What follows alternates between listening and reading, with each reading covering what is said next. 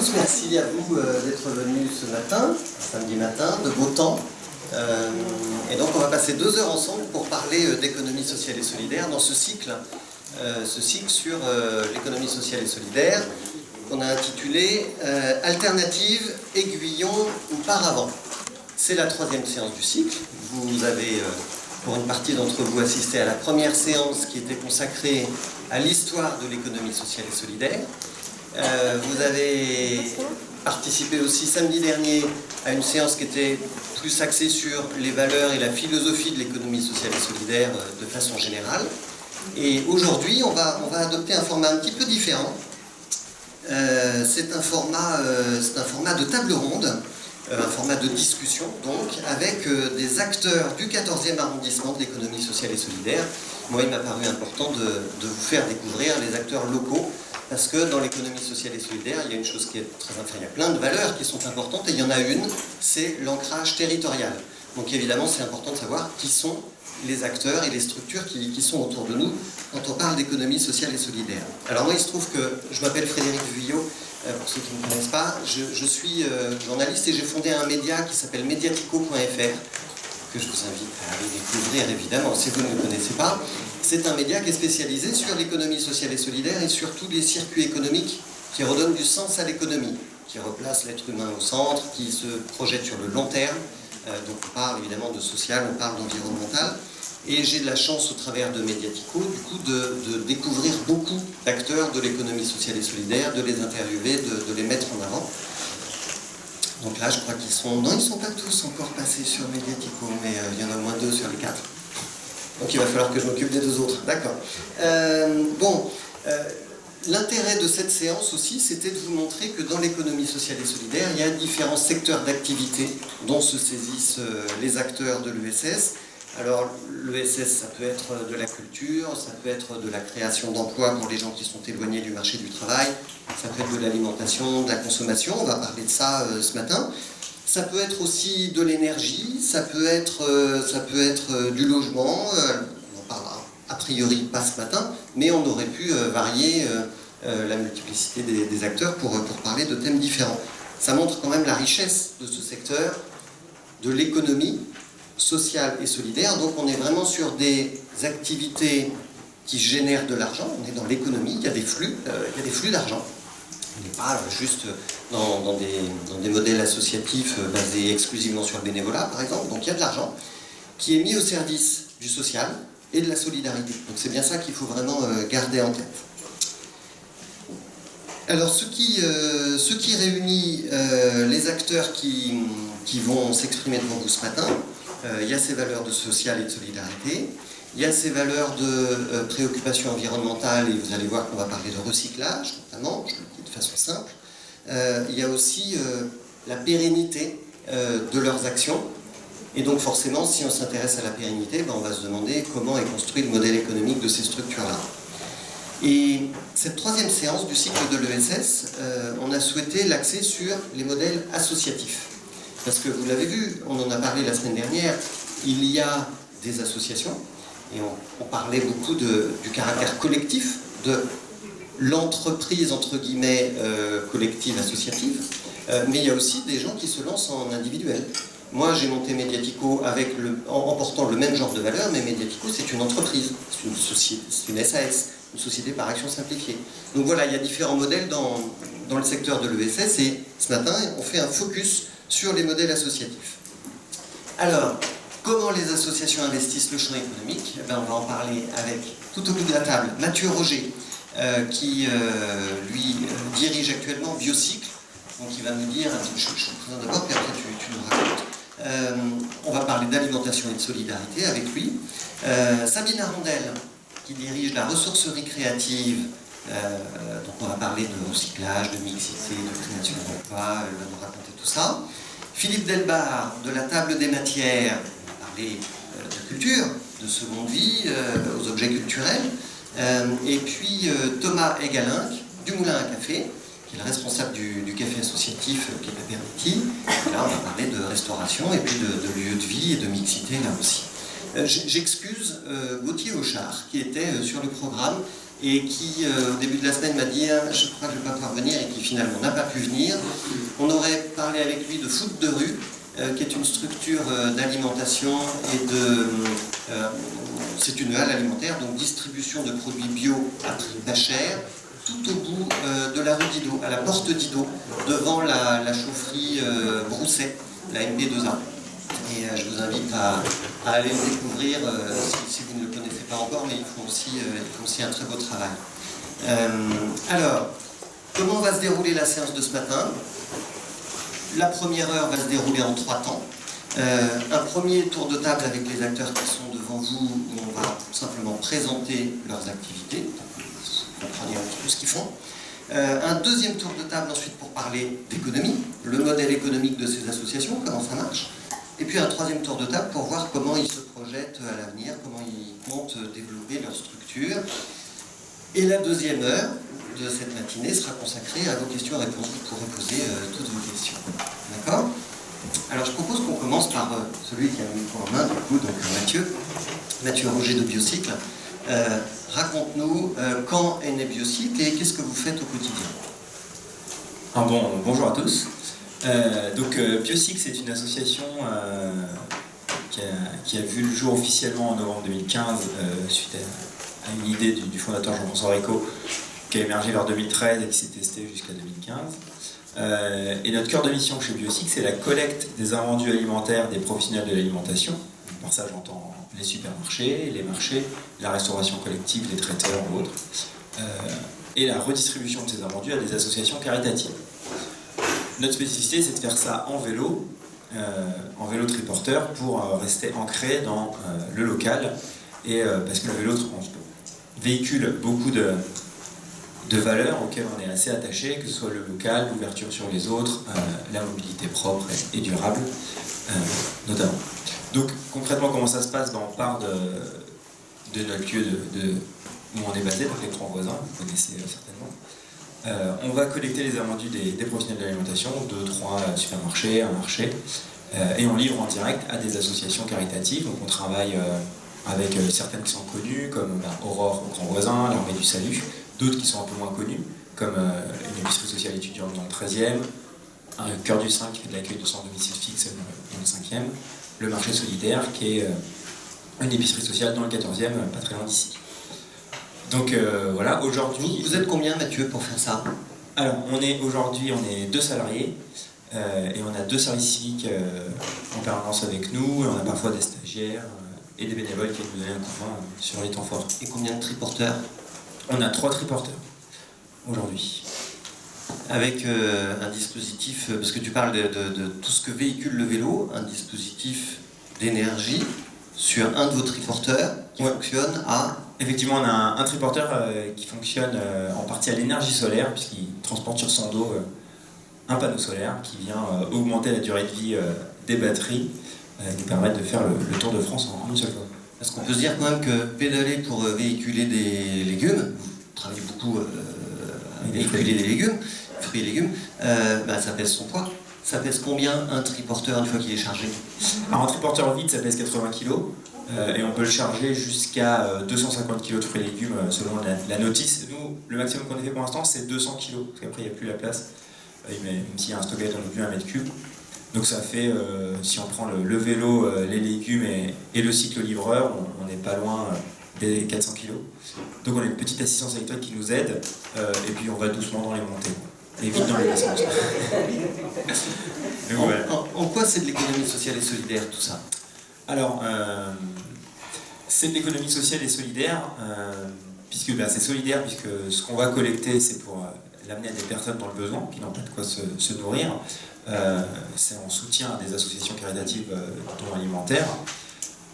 C'est aussi solidaire un peu envers tout le monde, puisque en collectant des invendus alimentaires, c'est des produits et des ressources qui ne seront pas gaspillés et qui vont du coup pas venir peser sur notre environnement, puisque c'est un peu dommage d'utiliser du pétrole et de l'eau pour produire des légumes et ensuite aller les brûler, même si maintenant il y a des super filtres dans les incinérateurs, c'est quand même pas idéal. Donc voilà, c'est un peu en tout ça, et on essaie également de créer de l'emploi en insertion. Aujourd'hui, je ne l'ai pas dit, mais on a aussi deux cycles livreurs d'insertion qui ne sont pas directement rattachés à Biocycle, mais qui passent par 13 Avenir, qui est une structure, on appelle une entreprise à but d'emploi. C'est une structure assez particulière qui existe dans le cadre de l'expérimentation Territoire zéro chômeur. Il y a 10 territoires en France, l'un est dans certains quartiers du 13e arrondissement. Et donc c'est une structure qui emploie des personnes en insertion et qui ensuite peut les mettre à disposition d'autres structures comme Biocycle.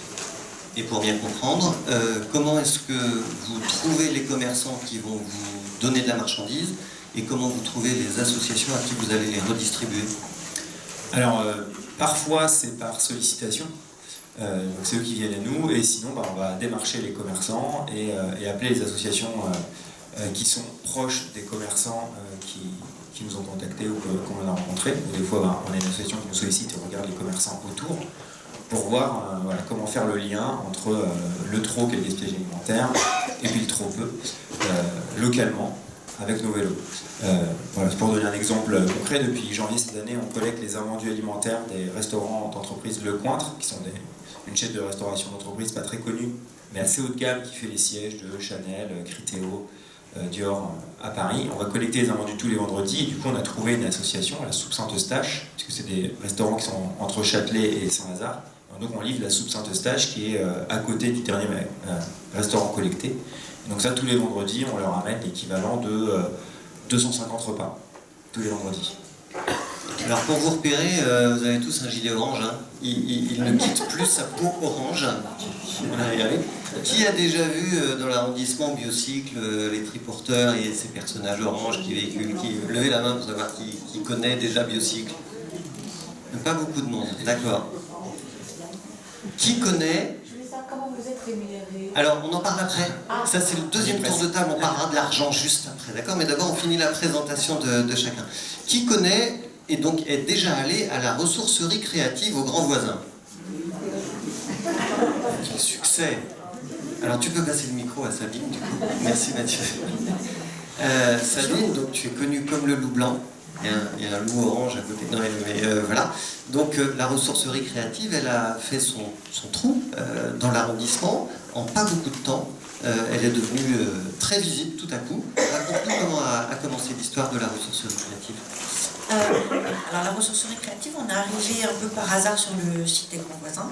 Comme toute association cherche un local et on a eu la chance d'arriver ici. Donc on a ouvert en septembre 2015. Au départ, on était au 82 de l'avenue d'Enfer Rochereau, et puis depuis un an, on est maintenant au numéro 74, donc dans la cour de l'Oratoire, sur toujours le site des Grands Voisins. Ça t'a pris comment, l'idée de créer une ressourcerie créative? Ça s'est fait par étapes. En fait, j'ai d'abord commencé à travailler dans le marketing très opérationnel, et au bout d'un moment, je pense que j'avais fait le tour de la question, ça ne m'amusait plus. Et voilà, et du coup je me suis orientée vers le monde de l'association, et après avoir fait pas mal de choses dans le monde de l'association, j'ai découvert le modèle des ressourceries, qui m'a plu parce que c'est un modèle pour une association qui n'est pas dépendant à 100% des fonds publics, mais qui tend vers, alors pas complètement une autonomie financière, parce que c'est pareil, on en parlera après. Okay. Dans tous les cas, c'est ça qui m'a plu, de pouvoir quand même générer son propre chiffre d'affaires, et ce qui m'a plu avant tout, c'était déjà de donner une seconde vie aux choses. Alors c'est ça, donc donner une seconde vie aux choses, c'est l'objet principal de l'association. Qu'est-ce que vous collectez, qu'est-ce que vous revendez, comment ça fonctionne? Donc le principe, c'est, pour faire rapide, j'ai l'habitude de dire qu'on prend tout ce qu'il y a dans une maison, tout ce qui vous encombre, nous on le récupère, avec en tête qu'il faut quand même que ça puisse servir à d'autres. Donc il ne faut pas que ce soit tout foutu quand même, quoi. Et donc on prend tout sauf la literie. Et voilà, et ensuite on a organisé par secteur de dons. Donc on a un magnifique rayon livre, on a un très beau rayon vêtements, de la vaisselle, des bibelots, du mobilier, des jouets, de l'électroménager. Voilà. La superficie de la ressourcerie, c'est combien? Alors on a une superficie de vente de à peine 200 mètres carrés. Et pourtant, c'est super bien organisé à l'intérieur. Parce que quand vous savez, parce que vous êtes allé la voir, la ressourcerie. Donc voilà, on se balade et on peut vraiment prendre le temps de découvrir les objets, les bibelots, etc. Donc c'est vraiment bien organisé. Vous êtes combien à travailler? Alors maintenant, on est 8 salariés. On est donc 8 salariés. Actuellement, il y a 2 services civiques, 2 stagiaires, et on a par jour entre 5 et 10 bénévoles, surtout des résidents du site des Grands Voisins, et même des anciens résidents, et même résidentes, parce que c'est essentiellement des dames, qui viennent nous aider chaque jour dans toutes nos tâches plus ou moins sympas à faire, mais en tous les cas qu'elles viennent faire de bon cœur. C'est quoi les tâches dont elles doivent s'occuper? C'est du ménage, parce qu'en fait, comme toute boutique, il faut que ce soit joli, propre, etc. Et comme on a une multitude d'objets, il faut tout dépoussiérer chaque jour. Il y a le tri, et dans le tri, il y a encore beaucoup de nettoyage, il y a la mise en rayon. Voilà, c'est ça notre quotidien.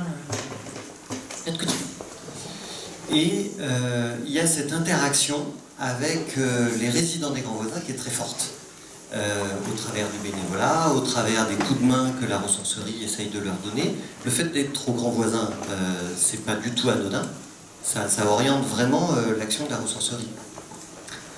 En fait, comme j'ai dit tout à l'heure, moi je suis arrivée ici par hasard, donc j'avais pas cette volonté de absolument me rapprocher d'un centre d'accueil pour ouvrir une ressourcerie. J'ai trouvé ce lieu et ensuite on m'a expliqué qu'il y avait des gens qui étaient même hébergés sur le lieu. Et au fur et à mesure, on s'est rencontrés, au fur et à mesure on a appris à se connaître un petit peu mieux. Et rapidement, il y a des gens qui sont venus tous les jours nous aider. Et rapidement aussi, je me suis rendu compte qu'il y avait un truc qui n'allait pas du tout. C'est-à-dire que nous, on gérait des tonnes de choses en trop. Et que ces gens qui venaient nous aider, ils n'avaient rien. Et qu'en plus, ils n'avaient même pas d'argent et qu'ils avaient envie de récupérer des choses parce qu'ils voulaient au moins pouvoir envoyer des choses dans leur pays ou au moins vendre quelques trucs pour se faire quelques argent, etc. Donc au départ, j'ai imaginé pour chacun un mini économie circulaire. Donc il y avait une dame qui prenait des sous-vêtements, parce que je m'étais dit c'est pas lourd, donc ça elle peut l'envoyer facilement. Après il y avait quelqu'un qui prenait les sacs à main, un autre qui prenait que les jeans, un autre, enfin bon bref, c'était compliqué parce que c'était que du cas par cas, et voilà. Et du coup après avec les autres acteurs du site des Grands Voisins, il n'y avait pas que nous qui étions confrontés à cette problématique-là, et du coup on a imaginé tous ensemble une monnaie locale, enfin très très locale parce que c'est réservé au site des Grands Voisins. Et donc grâce à cette monnaie, les dames et les messieurs qui venaient nous rendre service, on leur donnait un équivalent heure de cette monnaie, et ensuite ils se servaient dans la boutique. Donc voilà, et ça a fait que rapidement les gens ils y ont trouvé leur compte à venir à la ressourcerie, parce que tout de suite ça se concrétisait par quelque chose dont ils avaient besoin, ou quelque chose qu'ils pouvaient eux transformer en quelque chose dont ils avaient besoin. Et puis en parallèle à ça, pareil, de par ces rencontres, des amitiés qui se sont créées, etc., on s'est rendu compte qu'ils avaient beaucoup de besoins. Donc on a fait une réunion avec les acteurs sociaux du site et on s'est rendu compte qu'il leur fallait des tickets de métro, parce que la région Île-de-France a supprimé l'aide au transport pour les gens qui sont en situation irrégulière. Donc pour pouvoir avoir une vie un minimum sociale et puis ouverte, il leur faut des tickets de métro. Donc on a organisé des soirées qu'on a appelées ticket party pour qu'on puisse collecter des tickets, donc où les gens pouvaient manger, boire, s'amuser, etc. en payant un ticket de métro. Donc la prochaine c'est le 13 avril. Donc tout le monde est invité, c'est ça? Ouais, voilà, c'est ça. Après, on a fait aussi des dons en fait de choses multiples et variées aux personnes qui le souhaitaient pour qu'elles puissent vendre dans le cadre des marchés des Grands Voisins. Pareil, en ayant comme objectif qu'il fallait qu'elles aient des vrais sous aussi. Et voilà. Et après, on accompagne certaines personnes aussi dans leur démarche de régularisation. On teste notamment l'emploi d'une personne qui n'a pas de papier en l'accompagnant dans une démarche de régularisation par le travail. Merci Sabine, c'est extrêmement riche, du coup on voit toutes les interactions qu'une ressourcerie comme ça permet de générer autour d'elle. On va voir avec Philippe comment ça se passe, Philippe Delbar, donc de la table des matières, oui c'est ça, la table des matières. Comment ça se passe chez toi? Raconte-nous ce que c'est précisément que cette table des matières. D'accord. Tu peux nous donner l'adresse d'ailleurs aussi. Oui, oui, tu vois, j'allais faire le petit test qui est venu à la table des matières. D'accord. Bah, ça montre aussi bien la question de communication aussi, auquel on est confronté, puisqu'on est quand même pas très loin, je dirais on est de l'autre côté, donc, on se trouve 51 rue de la Bécarton, à l'angle de la rue Didot, et on voit bien la difficulté aujourd'hui de se connaître, même dans un territoire réduit. Voilà. Donc moi je suis fondateur donc du projet. Comme je dis toujours quand je présente le projet, c'est un projet que j'ai depuis 30 ans à peu près, date à laquelle je travaillais dans l'édition. Et je travaillais au PUF pendant 10 ans, en place de la Sorbonne et boulevard Saint-Germain, l'édition et la grande librairie. Et de là m'est venu vraiment plus que le désir, enfin, une envie d'ouvrir un lieu autour du livre. Bon, la vie en a fait autrement, et malgré tout, j'ai continué mon chemin professionnel, et si j'y réfléchis bien, je retrouve un peu tout ce que je fais aujourd'hui à la table. Oui, parce que c'est un lieu autour du livre. Alors, pas que. Alors, donc on a ouvert en septembre 2016, 2 ans et demi là aujourd'hui, et donc la table des matières qu'on a su sous-nommer ressourcerie culturelle solidaire. Alors pourquoi? Alors qu'est-ce que c'est que ça? Ressourcerie culturelle solidaire. Alors, la ressourcerie, parce qu'effectivement, a émergé depuis quelque temps ce principe de récupération et de collecte. Et le livre, le produit livre aujourd'hui, on le voit, est un produit qui circule en deuxième main. On voit aussi tous les opérateurs aujourd'hui, je parle de recycling, je parle de la vente sur Internet, des choses comme ça. Donc, c'est un parti pris, c'est un parti pris d'avoir. Je reviens plutôt sur le concept de ressourcerie.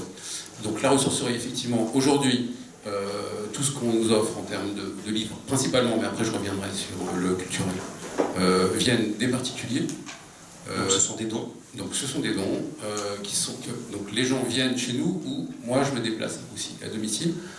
Souvent il y a aussi des situations un peu tristes, des situations de succession, de décès, des choses comme ça, qui font que. Donc moi quand je me déplace, je vais dans les maisons, mais je prends, à contrario de Sabine, je prends que les livres, les DVD et tout ce qui s'apparente un peu à la culture, quoi, on va dire. Ça c'est pour donc l'aspect ressourcerie. Voilà. J'en parlerai après. On a un contrat avec Emmaüs aussi qui vient aujourd'hui, qui passe tous les 15 jours nous chercher aussi tout le surplus, qui bien sûr s'énumère en tonnes, en tonnage. Et ça c'est une vraie question aujourd'hui. Chez qui vous redistribuez. Donc l'approvisionnement, c'est des dons. Ouais, alors c'est des dons qui viennent des particuliers principalement, mais maintenant de plus en plus des comités d'entreprise. Et quand ça se passe, c'est vraiment des grosses quantités.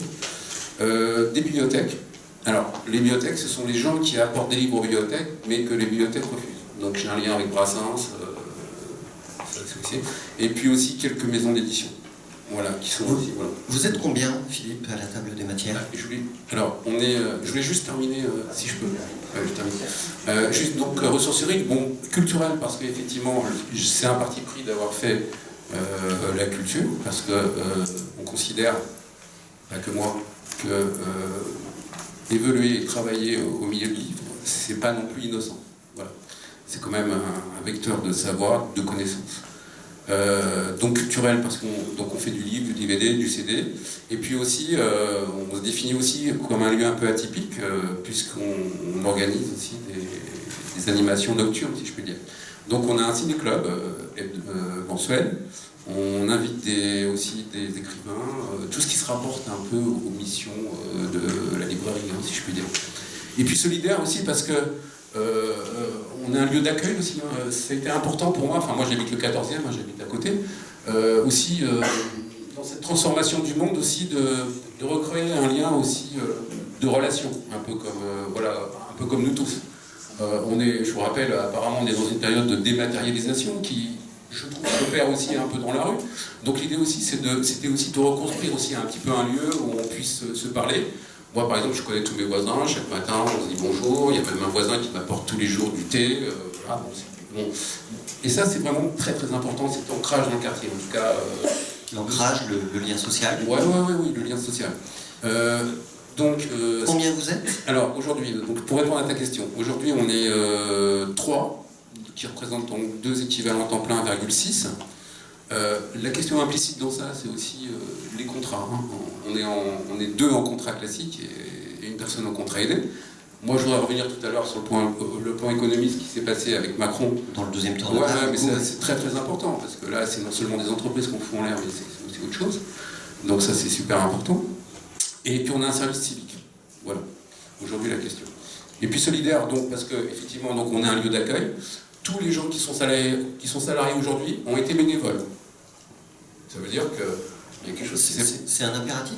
Non, mais il s'est fait que, je dirais, la compétence, la personnalité des gens, et puis aussi leur raison personnelle, ont fait que ces gens ont été embauchés. Ça, c'est aussi une vraie réalité. Et puis aussi, on accompagne les gens d'une autre façon, hein, c'est-à-dire qu'on a la chance d'être on a tous eu des formations et des expériences professionnelles ancrées dans l'entreprise, ce qui fait qu'aujourd'hui, quand il y a des gens qui sont en demande, on peut soit leur proposer soit des formations internes, soit aussi des contacts et des réseaux. La force aussi du lieu et puis des gens qui le fréquentent, c'est aussi d'être dans des réseaux. Et qui dit réseau, dit effectivement possibilité de trouver des solutions respectives pour chacun. Voilà. Alors, j'aurais pu poser la question aux autres intervenants, mais c'est sur toi que ça tombe. Pourquoi tu as choisi de monter la table des matières sous forme associative? Tu aurais pu monter un commerce finalement. Alors, j'ai pensé oui, j'aurais pu monter ça sous forme commerciale. Mais pour moi, ce qui fait la particularité du lieu, comme de nos lieux, je pense, ce sont des formats hybrides. C'est-à-dire qu'on fait du commerce, et ça, effectivement, on en parlera tout à l'heure. Moi, je tiens à ça. Enfin, je veux dire, c'est aussi mon indépendance. Donc, je revendique cette action commerciale. Mais il y a cette part aussi dont on parle de recyclage. La part sociale. Moi, je reçois aujourd'hui des associations. Par exemple, je reçois le Carillon le jeudi après-midi. Qui s'occupe de mettre en réseau les commerçants pour aider les sans-abri. Enfin, voilà, mais je reçois surtout des sans-domicile qui passent l'après-midi chez nous, à qui j'offre plus. Enfin, je veux dire, ils ne sont pas là pour dépenser, ils sont là pour avoir un temps d'écoute et un temps d'échange. Il y a une partie sociale, pour moi, qui n'est pas aujourd'hui valorisée financièrement. Je veux dire, c'est aussi cette dualité qu'on rencontre aujourd'hui. C'est-à-dire comment tu fais. Et le modèle associatif, ça veut dire aussi qu'on est à plusieurs pour construire un projet. Voilà, on est à plusieurs. Ok. Voilà. Merci Philippe. On va voir ce qui se passe du côté de chez Thomas. Donc Thomas qui est le responsable du moulin à café. Le moulin à café, Thomas, c'est à toi que je pose la question. Il est né quand et comment? En fait, pour vous dire, donc, je suis un des fondateurs et je suis trésorier, mais je me suis dit qu'il ne fallait pas à la fois que j'interviewe les gens et puis que je parle de la structure. Donc Thomas est venu pour parler du moulin à café. Bien, bonjour. Le moulin à café est né en 2006 par un collectif d'habitants du quartier Pernetti pour répondre à un besoin de lien social en fait. Entre le micro. Pardon? Ouais, comme ça. Pour répondre à un besoin de lien social donc entre les habitants du quartier Pernetti et même au-delà, j'imagine. Mais c'est vrai que là-bas, c'est vraiment ce quartier Pernetti qui était en plein renouvellement en fait, avec la création de la PMI, des bâtiments sociaux et de la cité universitaire. C'est ça. Résidence universitaire. Et du coup, ce moulin à café, qui connaît le moulin à café? Ah ouais. Bon. Il sert à quoi? Alors vous savez à quoi il sert, mais comment est-ce qu'on peut le synthétiser finalement? Quel est son rôle dans le quartier? Le moulin à café, c'est un espace de vie sociale, avant tout, qui est basé sur, je dirais, 3 axes, qui sont la restauration, puisqu'on propose une restauration midi et soir, et aussi le temps du goûter, ou pour l'apéro par exemple. On a l'axe de l'animation, puisqu'on propose beaucoup d'ateliers, de conférences, de débats, de concerts, enfin, des activités socio-culturelles. Et ensuite, on a le 3e pilier qui est pour moi la solidarité, puisque il y a le bénévolat, il y a le dispositif des cafés, des soupes suspendues aussi, les partenariats avec le Carillon et toutes les autres associations aussi. On est aussi un carrefour, je dirais, d'initiatives où beaucoup d'associations se retrouvent, ou même des individuels en fait, qui se retrouvent pour échanger, pour faire converger des initiatives pour développer le quartier ou même la solidarité, je dirais, dans Paris et même au-delà, puisque depuis 13 ans, on a quand même pas mal d'expériences qu'on transmet à travers de cycles de conférences sur la création d'un cap associatif ou la gestion d'un cap associatif. Donc ça fait un petit peu, comme la ressourcerie et comme la table des matières, ça fait un petit peu structure dans laquelle structure très foisonnante finalement. Est-ce que ça part pas un peu trop dans tous les sens? Comment est-ce qu'on arrive à recentrer l'objet premier de l'association et à structurer tout ça pour que ça garde un sens? Bonne question. C'est vrai que c'est pas toujours facile de... Une question piège. Ouais. Merci. C'est vrai que la difficulté, c'est de faire comprendre aussi aux gens qui poussent la porte qu'on n'est pas un simple restaurant, que derrière il y a de nombreux bénévoles, il y a des initiatives citoyennes, de volonté d'inclusion aussi de toutes et tous. Ça, c'est un travail au quotidien, de bien préciser quelles sont les valeurs du café, qu'on ne va pas aller les servir à table par exemple, qu'il faut ramener l'assiette, passer un coup d'éponge sur la table, c'est bienvenu aussi. Ça a l'air de rien, mais c'est énorme en fait, dans le fonctionnement du lieu. Voilà, surtout à Paris où certains pensent qu'ils vont pouvoir boire leur café tranquille et partir tranquillement. Voilà, on n'est pas là pour ça non plus. Tu peux nous parler des équipes qui animent le Moulin à Café? Alors, le Moulin à Café, il est dirigé par une association, le 1901, donc un conseil d'administration composé de 9 personnes. Ensuite, on est 5 salariés, dont 4 en emploi aidé et une personne en contrat classique. On a 2 volontaires en service civique aussi, toute l'année. Et on a surtout, et merci beaucoup de bénévoles. On a une 50aine de bénévoles par semaine, je dirais, qui se relaient pour participer à la vie quotidienne du café, que ce soit le matin pour éplucher les légumes, aider à la préparation des repas. Ça peut être le midi pour prendre les commandes et le soir également. Et bénévoles chez nous, toute personne qui veut prendre soin du lieu, en fait, que ce soit pour arroser les plantes, pour donner un coup d'éponge ou même faire du lien entre les gens. En fait, c'est ça. Les bénévoles sont aussi toutes les personnes qui proposent des activités, des animations. Il faut savoir que les intervenants sur les conférences, les débats, ils le font bénévolement. Tous les ateliers de tai chi, de danse, de théâtre, de chant aussi, tout ça c'est gratuit et bénévole. Donc, voilà. En quoi c'est de l'économie sociale et solidaire pour toi, le Moulin à Café? C'est de l'économie sociale et solidaire. C'est un espace de vie sociale, donc c'est toutes les activités socio-culturelles qui sont gratuites, ce sont les échanges entre chacun, ce sont les activités de bénévolat aussi, vraiment de donner de son temps et de sa personne pour ce lieu en fait qui est très sympa. Comment ça marche économiquement? On passe à la deuxième phase de cette première heure de discussion. Le modèle économique du Moulin à Café, il marche comment? Alors, le Moulin à Café, il fonctionne... Alors, dans le budget, on est aux 3/4 des ventes, les ventes de la restauration. Et on a un petit quart, justement, de subventions auprès de la mairie de Paris, de la CAF, qui est presque notre principal financeur, notre plus gros financeur, disons, au titre de l'espace de vie sociale et aussi sur l'action parentalité, puisqu'on propose beaucoup d'activités parents-enfants. On a surtout des subventions aussi on fait appel à des fondations, par exemple la fondation SNCF ou d'autres fondations selon les appels à projets, puisque comme il y a de moins en moins il n'y a plus déjà de subventions de fonctionnement, la difficulté c'est de répondre à des appels à projets à chaque fois. Donc, toujours se réinventer, essayer de trouver un axe dans lequel on puisse bénéficier de la subvention. Et donc tu disais les 3/4 quasiment du chiffre d'affaires qui provient des ventes. Sur quelle base de prix? Donc, on vend des repas et des boissons. À quel prix? Le café est à 1,20 € par exemple, l'assiette est à 5 € ou 5,50 € et le dessert est à 2 €.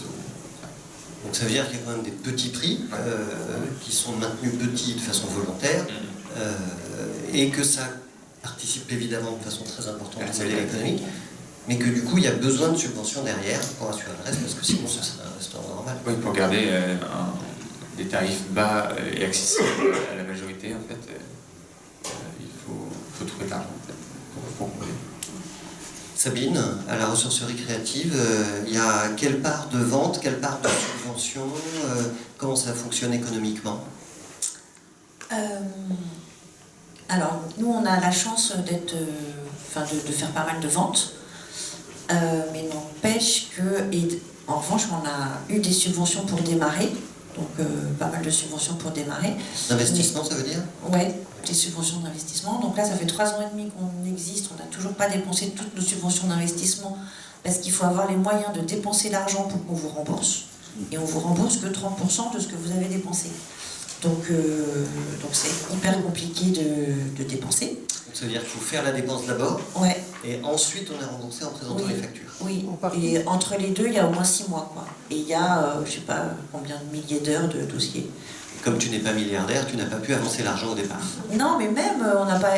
Enfin, nous, notre métier, c'est de faire du réemploi, donc on n'a pas acheté nos meubles, on n'a pas acheté... Enfin, on essaie de rien acheter, quoi. Donc à part les véhicules...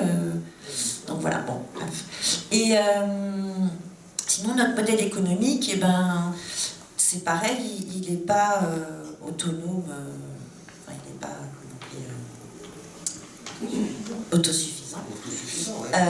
Mais c'est le principe un peu aussi de notre système, c'est-à-dire qu'on ne veut pas faire une boutique avec des prix qui soient les prix de partout.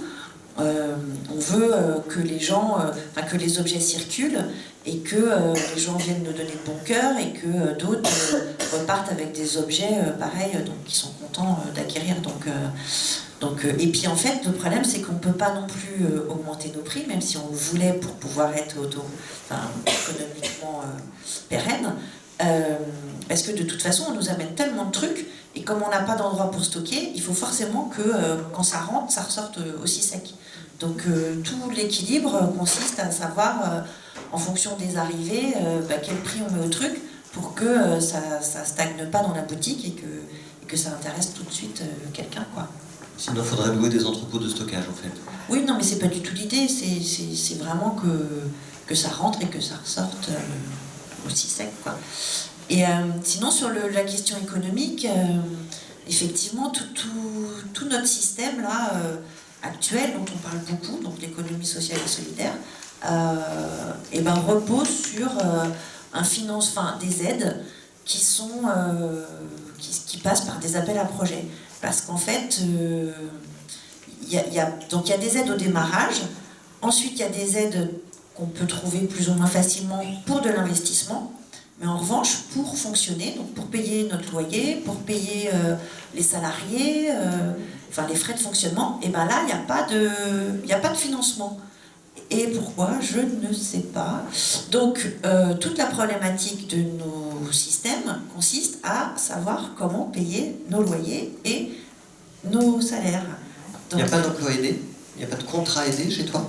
Alors, les contrats aidés, c'est pareil, c'est un truc de dingue. C'est-à-dire que, Philippe va sans doute en parler parce qu'il a l'air chaud. Mais en fait, nous, dans notre démarche, on veut bien prendre des gens qui sont un peu à côté du système de l'emploi, très éloignés même, et les ramener doucement dans un système de travail et de salariat. Donc en fait, ça veut dire que c'est pas forcément des gens qui ont le profil, qui sont tout de suite opérationnels. Donc cet effort-là, on dit nous aider par des aides de l'État. Sauf que, effectivement, Macron, une des premières mesures qu'il a faites, c'est supprimer ses emplois aidés. Donc ça, c'est officiel. Il a supprimé les emplois aidés. Sauf qu'officieusement, ils en ont recréé. Sauf qu'ils en ont recréé, mais avec des contraintes 10 fois plus importantes et des laps de temps 10 fois plus courts et des aides 10 fois plus petites. Et ça marche pas du tout. Et ça marche tellement pas que officieusement ils sont en train de rechanger ça, mais qu'on n'a aucune visibilité sur ce que ça va devenir. Donc moi là par exemple, il faut que je fasse mon budget prévisionnel, et ben je sais pas si l'année prochaine il y aura ces aides ou pas, je sais pas du coup si je peux garder les gens, si je peux garder tout le monde, si je peux embaucher d'autres personnes, enfin bref, c'est ça notre quotidien, et je trouve pas ça juste quoi, que il y a tellement de com qui est faite sur l'économie sociale et solidaire, ça sert tellement les politiques, etc. Je vois pas pourquoi on nous inflige ça. Et autre truc qui est pas normal, c'est que pareil, dans les appels à projets, il faut tout le temps être innovant. C'est-à-dire que vous faites vous répondez à un appel à projet, vous avez une idée, on vous donne quelques sous pour faire votre truc, ça fonctionne, et ben l'année d'après, il faut avoir une nouvelle idée, il faut genre abandonner l'idée qui fonctionne, parce qu'on va plus vous aider pour le faire, il faut trouver un autre truc et redémarrer autre chose, et pas finir ce que vous avez fait, qui pourtant fonctionne. En même temps, ce qu'on voit aussi, Sabine, c'est que dans les remises de prix, dans le secteur de l'économie sociale et solidaire, qui demandent tous de l'innovation, il y a des structures qui reçoivent des prix alors qu'elles existent depuis 10 ans, et elles ne sont pas plus innovantes cette année que l'année dernière. Donc en fait, ça dépend beaucoup de la façon dont les pouvoirs publics considèrent ce que c'est que l'innovation. Ils peuvent se dire, c'est innovant parce que, oui, ça existe depuis 10 ans, mais c'est innovant parce qu'en fait, personne d'autre le fait sur le territoire. Ou alors, personne ne l'a fait depuis longtemps, ou alors personne ne le fait de cette façon-là. J'avoue, ça me dépasse. Ça dépasse, c'est compliqué, c'est sûr. Tu as dit, t'as pas dit quelle est la répartition entre les ventes et les subventions dans le chiffre d'affaires de la ressource créative? Eh ben, Si alors il y a un gros décalage entre nous donc ça fait 3 ans et demi qu'on existe. La première année donc on a démarré. En fait on a eu une très bonne année en 2017 et en 2018 en fait il y a, enfin je sais pas, on a fait un peu moins de 200 000 euros de chiffre d'affaires. On a un budget qui est pratiquement de 400 000 euros et on a eu un peu moins de 50 000 euros de subventions. Donc vous voyez, le trou, il est de pratiquement 150 000 euros en un an. Ouais, c'est ça. C'est parce qu'on a déménagé, parce qu'on a fermé pendant un mois, parce que les grands voisins, il a été dit que c'était fermé, du coup les gens ne venaient plus, parce qu'on a eu un loyer qui a été triplé entre la phase 1 et la phase 2, parce que j'ai pas voulu licencier des gens et que j'ai voulu garder tout le monde. Enfin voilà. Ça n'existe pas, ça, Sabine, une structure qui perd 150 000 euros et qui reste ouverte? Eh ben, j'attends mon bilan, là. Si. Ben, je sais pas. Je sais pas. Peut-être que c'est innovant. C'est l'innovation financière. Non, mais en réalité, ça veut dire que tu es en situation de cessation de paiement. Non, parce que justement, les subventions font qu'au démarrage, on vous donne des sous. Donc voilà, donc j'avais un petit pécule. Donc tu vas piocher dans les fonds affectés à l'investissement pour financer le fonctionnement? Non, pas du tout, ça c'est pas possible parce qu'il faut dépenser. Mais au départ, voilà, je vous dis en 2017 ça a très bien marché, donc en 2017 on a eu un bénéfice. Et c'est ce bénéfice. Alors c'est tout à fait impropre au fonctionnement d'une association parce qu'on est censé avoir un budget qui est équilibré chaque année. Mais quand j'ai présenté mes comptes l'année dernière, j'aurais dit laissez-moi mettre de l'argent de côté vu que l'année prochaine je suis sûre que je vais en perdre. Et j'avais raison vu que j'en perds beaucoup. Mathieu Roger, chez Biocycle, vous avez des subventions d'investissement, de fonctionnement, vous faites de l'innovation, vous faites quoi avec vos vélos porteurs à assistance électrique solaire? Alors, je pense qu'on fait de l'innovation, mais après, cette innovation, ça dépend aussi de comment on rédige. C'est moi. Ok. Ça dépend aussi de comment on rédige les appels à projets. On en parlait, je pense qu'on peut être innovant, faire la même chose 3 années de suite si on change les mots avec lesquels on l'explique.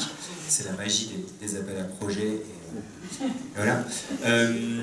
Nous, on a eu effectivement des subventions d'investissement au début pour acheter nos vélos triporteurs.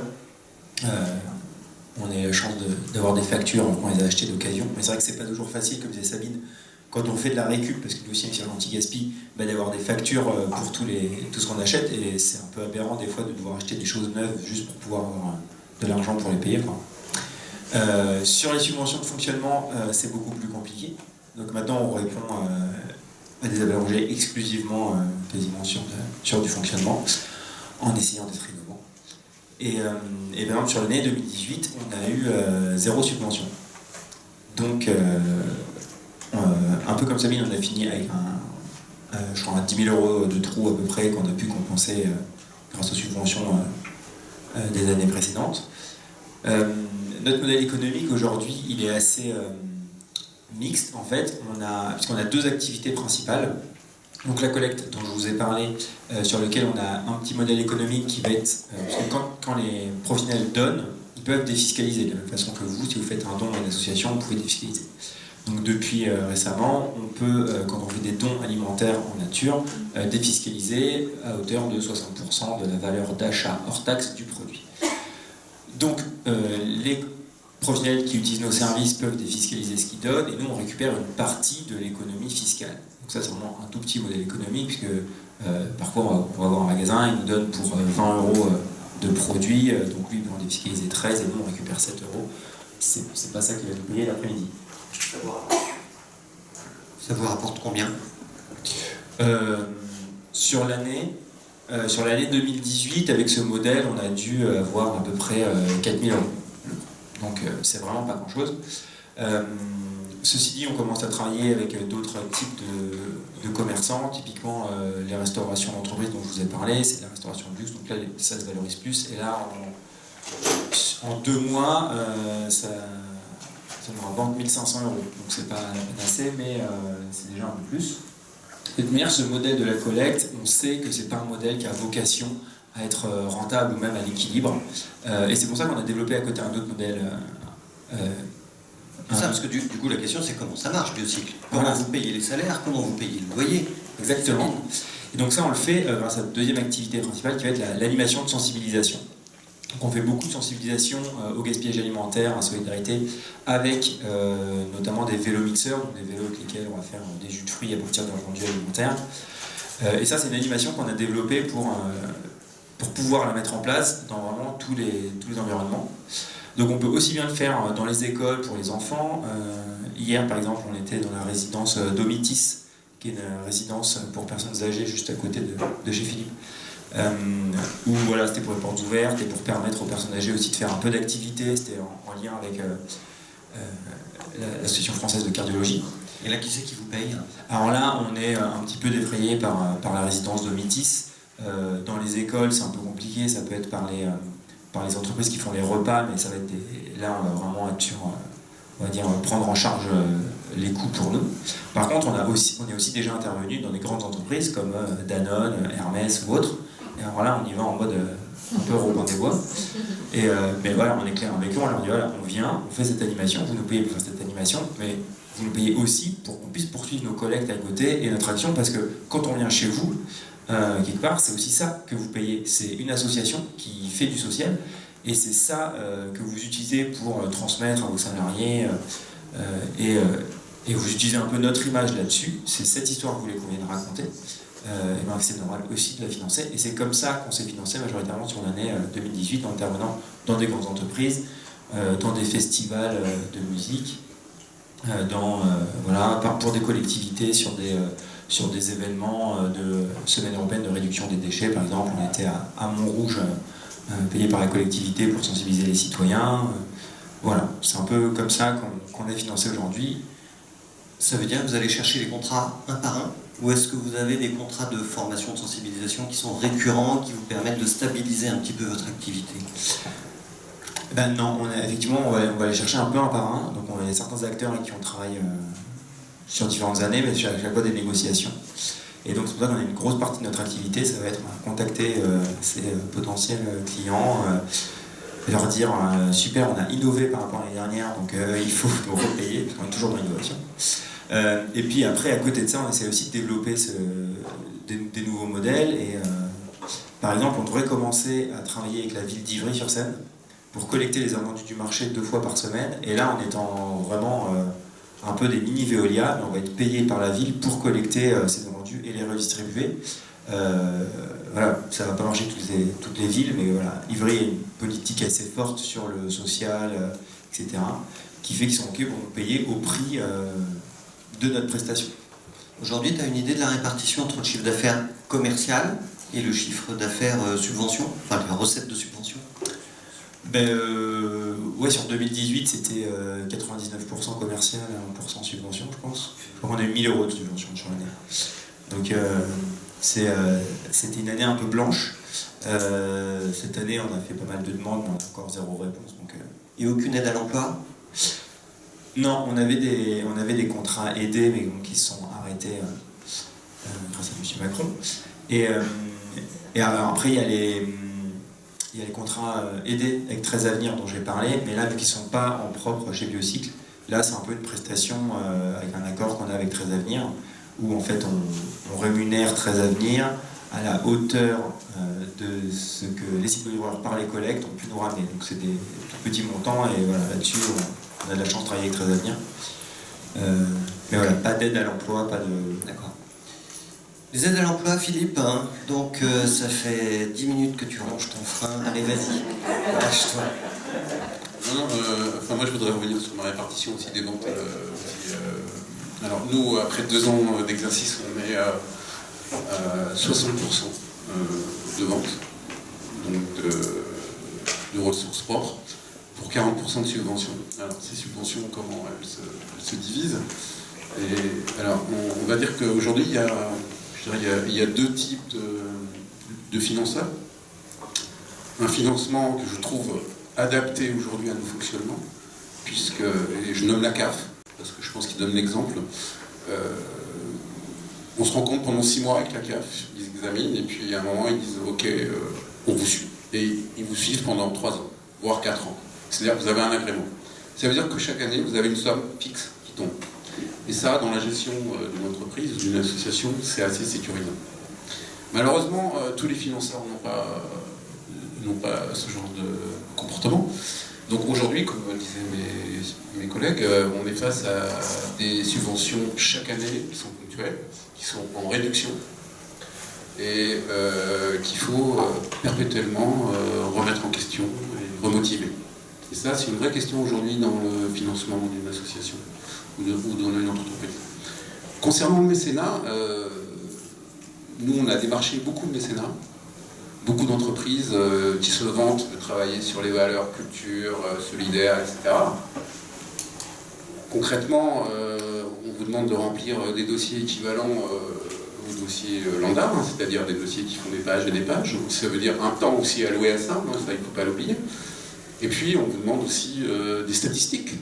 C'est-à-dire qu'on a l'impression que ces gens s'adressent comme si vous étiez un service public avec des administratifs qui sont capables de sortir le nombre d'entrées, le nombre de sorties, les sorties positives, les sorties négatives, voilà. Et puis quand on parle avec ces gens, pour ne pas les citer, accords, tout ça, et bien quand on leur demande qu'ils financent, et ben on se rend compte qu'ils financent aussi d'autres gens comme eux, c'est-à-dire qui ont de l'argent aussi. Voilà. Et donc il y a quand même... Moi, je veux dire, aujourd'hui, même de la part des services publics, les services publics nous disent aujourd'hui, il y a moins d'argent, allez vers le mécénat, allez vers les fondations.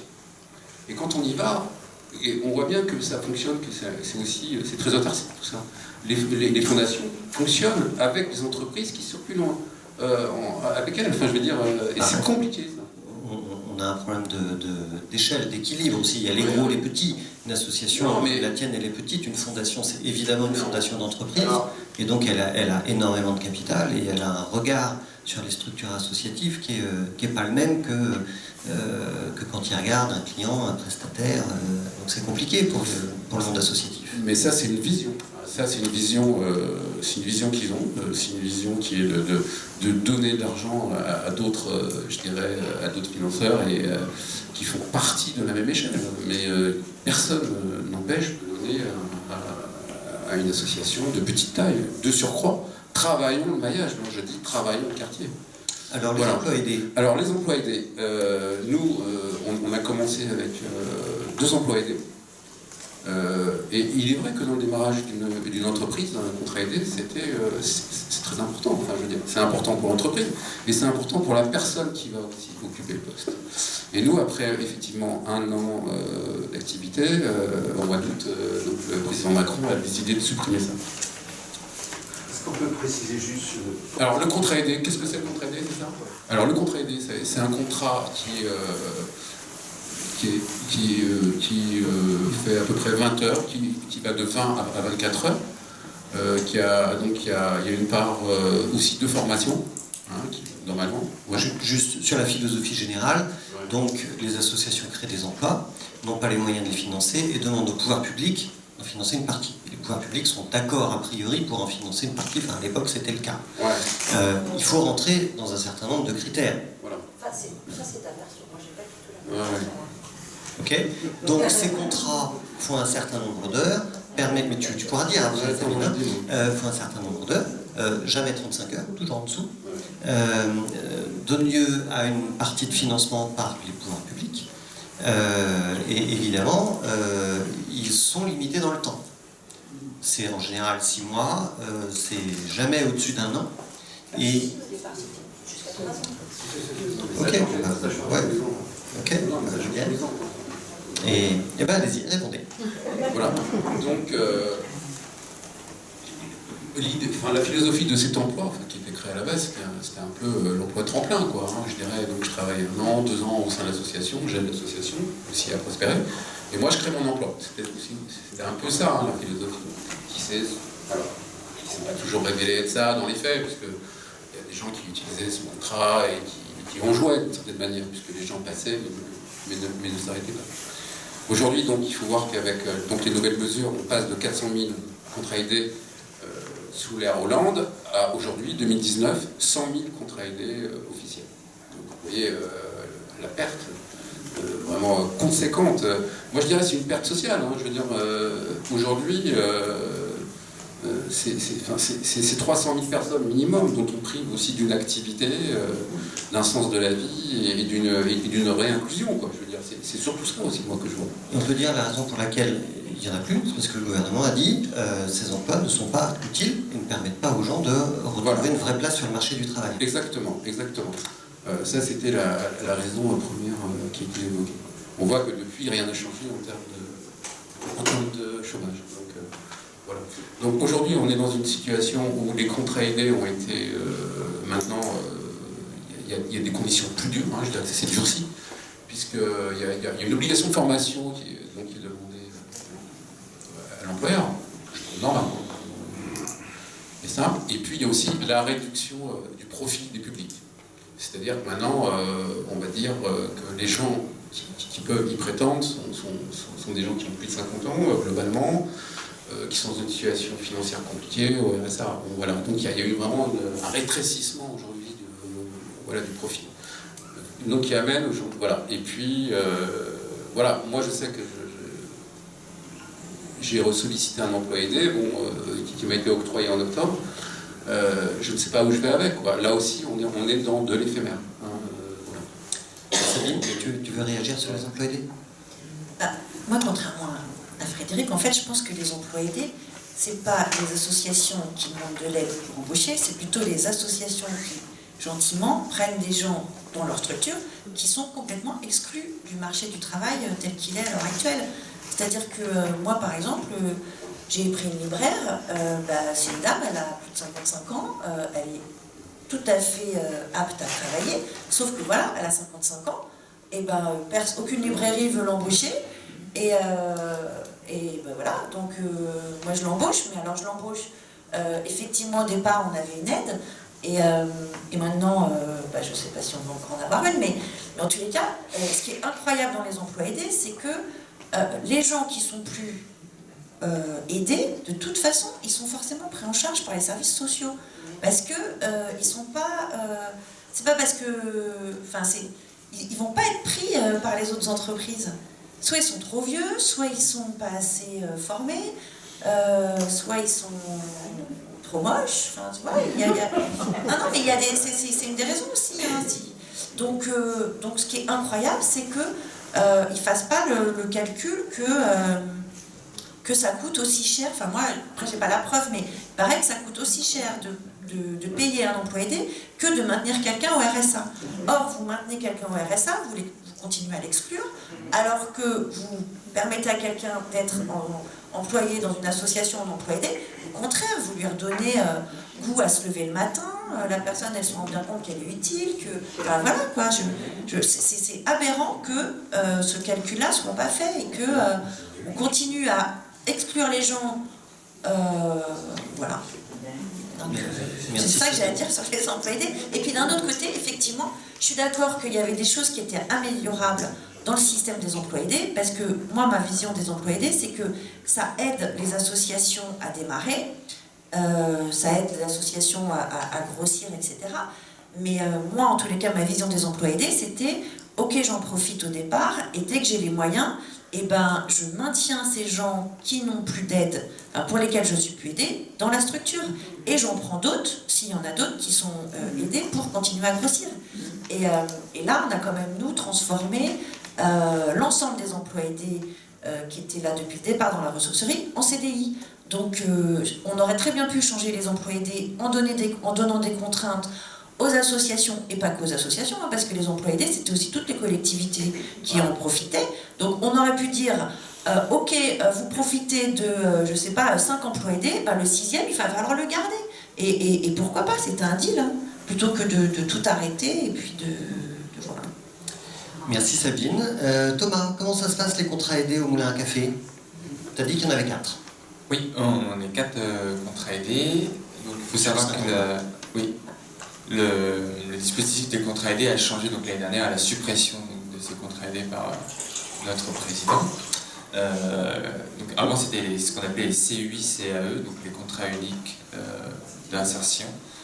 Et maintenant ce sont des parcours emploi compétences. Donc effectivement ils ont été diminués par 4 et peuvent candidater à ces dispositifs des personnes qui souhaitent se réorienter, se former sur un environnement, sur une tâche. Là où le Moulin à Café a eu de la chance, c'est que, alors pour le coup, nous on est assez jeunes en contrat aidé, on est entre 30 et 40 ans, et on est bénéficiaire de contrat aidé. 30 et 40 ans, le profil des personnes, des personnes voilà, dans l'équipe. Et ce qui a aidé le Moulin à Café, c'est qu'on voulait se réorienter dans justement l'économie sociale et solidaire. Moi, par exemple, c'était sur la gestion d'une équipe, la gestion d'une structure. Et les collègues en cuisine, du coup, c'était vraiment pour se perfectionner sur la cuisine végétarienne, sur le... Et en quoi cette intention des personnes employées a aidé le Moulin à Café ou a aidé, parce que tu dis ça a aidé? Ça a aidé parce que en fait, les contrats aidés ont été supprimés donc, en août. On pensait que ça allait être vraiment fini, sauf que, comme tu l'as dit, officieusement, ils ont sorti une nouvelle version de ces contrats aidés avec d'autres critères, justement. Et nous, ça nous a permis de moins sombrer financièrement, parce que même si ça représente presque 30 000 €, je crois, de contrats aidés qu'on avait avant. Et non, il faut dire, on a une conseillère Pôle emploi au Moulin à Café. Chez Pôle emploi, on a une conseillère qui appelle le Moulin à Café et d'autres associations du 14e en plein milieu de l'été en disant on vient d'apprendre que ça va être supprimé genre dans 2 jours. Et donc si vous voulez remonter un dossier, c'est tout de suite maintenant, donc on espère que vous n'êtes pas en vacances. Et tu n'étais pas en vacances. Donc, si je me souviens tout le monde était en vacances, sauf une personne du conseil d'administration, parce qu'ils ont fait ça quand même le week-end du 15 août, pour être sûr que personne ne puisse réagir, parce que toutes les associations et structures pensaient signer leur contrat tranquillement, fin août, début septembre, pour commencer l'année sereinement. Donc on a remonté des dossiers avec des argumentaires qui disaient ces personnes-là veulent se réorienter dans l'économie sociale et solidaire et on a besoin de ces contrats aidés. Sauf que c'était, donc on a sauvé quelques postes, mais c'est juste 1 an. Oui, voilà, c'est ça. Ça s'est reculé pour nous sauter, quoi. C'est ça. Raconte pourquoi. Donc c'est un dispositif sur 1 an, donc avec obligation de formation justement. Donc c'est surtout ça en fait que le Pôle emploi va payer, enfin subventionner, ce sont les frais de formation. Et pardon, ta question c'était... Non, mais les PEC, les parcours emploi compétences, ne durent qu'1 an. Oui. Donc ça veut dire... Ça va être renouvelable. Sabine, les informations du ministère du Travail. C'est renouvelable et je parle du coup pour mon expérience personnelle. On a ce parcours emploi compétences est valable 1 an. avec obligation de formation et peut être renouvelé encore un an si on passe en CDI. Donc moi, du coup, j'ai signé un CDI dans le dispositif PEC pour un an. Et là, désolé, on arrive à la fin. Donc après, ce sera renouvelé justement pour...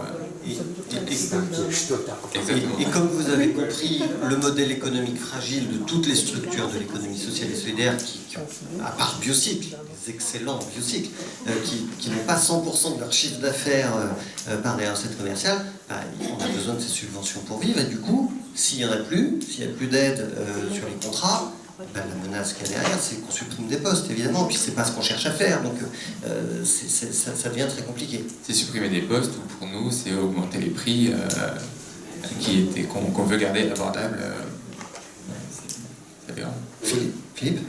Moi, je vais juste compléter là, parce que c'est très important ce qui vient d'être dit, parce que moi je l'ai vécu à titre personnel, puisque j'ai commencé un contrat aidé dû à mon vieillage. D'accord ? Et donc j'étais sur un CDD.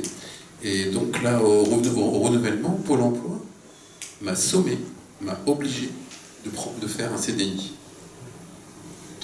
Sinon, je perdais mon... Donc effectivement, j'ai été renouvelé jusqu'à ce mois-ci.